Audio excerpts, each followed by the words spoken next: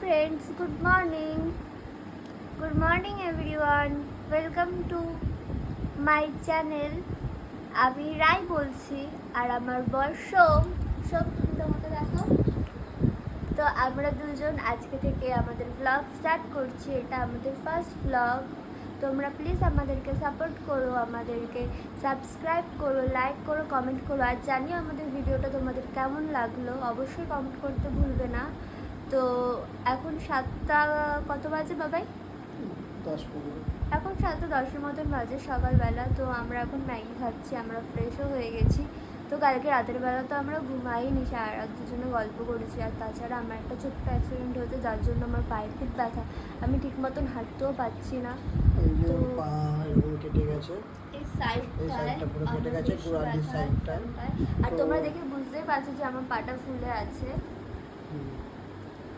তো ফ্রেন্ডস, তোমরা please pray করো যাতে আমি খুব তাড়াতাড়ি ঠিক হয়ে যাই, যাতে আমি হাঁটতে চলতে পারি, কারণ আমি তো ঠিক মতন হাঁটতেও পারছি না। তাও আজকে একটু ট্রাই করেছি হাঁটার, অনেকটাই হাঁটতে পেরেছি, কিন্তু 2 দিন ধরে তো হাঁটতেই পারছিলাম না। পুরো বিছনায় শুয়ে থাকতাম সবসময়, কিন্তু বাথরুম করতে গেলে তখন বর নিয়ে যেত। এইভাবেই 2 দিন চলে গেল। তো আমার পা খারাপ বলে, আমার পা কেটে গেছে বলে, বাইক থেকে পড়ে গেছে বলে আমরা ঠিক মতন কাজেও যেতে পারছি না। আর আমার বড় বেরাতে পারছি না, কাজে যেতে পারছি না, কারণ আমাদের ঘরে কেউই থাকে না, আমি আর আমার বড়ই থাকি। তো আমার বড় যদি কাজে চলে যায় তাহলে আমাকে কে দেখবে? আর একটা কথা হচ্ছে কি, আমি আমার বাড়ির লোককেও জানাইনি, আমার বাবা মাকে, ভাইকে, কাউকেই জানাইনি যে আমি পড়ে গেছি, কারণ ওরা যদি জানতে পারে তাহলে বকা দেবে, কারণ গাড়ি নিয়ে পড়ে গেছি না, আর গাড়িতে উঠতে হবে না। তো এখন ভাবছি যে আমি যে ভিডিওটা ছাড়বো, এই ভিডিওটা ছাড়লে তো সবাই জেনেই যাবে, তাহলে তখন কি হবে? তো দেখা যাক কি হয়।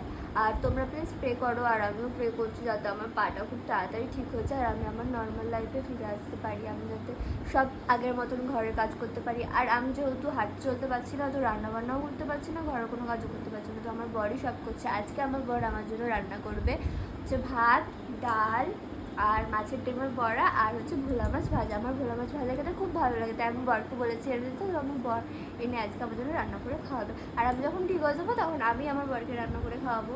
তো আমরা দুজন মিলেমিশেই থাকি। তো তোমরা প্লিজ আমাদের ভিডিও দেখো, আর আমাদের ভিডিও দেখে তোমাদের কেমন লাগে সেটা অবশ্যই কমেন্ট করতে ভুলবে না, ঠিক আছে? তো আমার বর যদি কিছু বলতে চাও তুমি কিছু বলো। তো গুড মর্নিং গাইস। তো ফাইনালি আমাদের সকালে টিফিনও হয়ে গেছে। তো ম্যাগি করেছিলাম, আর একটুখানি ম্যাগি আছে, তাও তো পেট ভরে গেছে। আর আমারও মোটামুটি পেট ভরে গেছে, ওইটা খেয়ে শেষ করতে হবে। দেন তারপরে বাজারে যেতে হবে, বাজারে গিয়ে মাছ ফাছ নিয়ে আসতে হবে, তারপরে রান্না করতে হবে, অনেক কাজ আছে। তো রায়ের তো শরীর খারাপ, তার জন্য করতে পারছি না। সবই বললো, তোমাদেরকে আর রিপিট করার কিছুই নেই। তো যারা ব্লগটা আমাদের দেখছো তারা কমেন্ট, শেয়ার, সাবস্ক্রাইব করো। তো আমরা নতুন ব্লগ শুরু করেছি, তোমাদের কেমন লাগবে আমি জানি না। যত হোক তোমাদের ভালো লাগলে আমাদেরকে জানিও, তাহলে আমরাও মোটিভেট হব নতুন ভিডিও আনার, আরও সাহস পাবো। যাই হোক, তো আজকের ভিডিওটা এই পর্যন্ত। তো tata, bye bye guys, bye bye.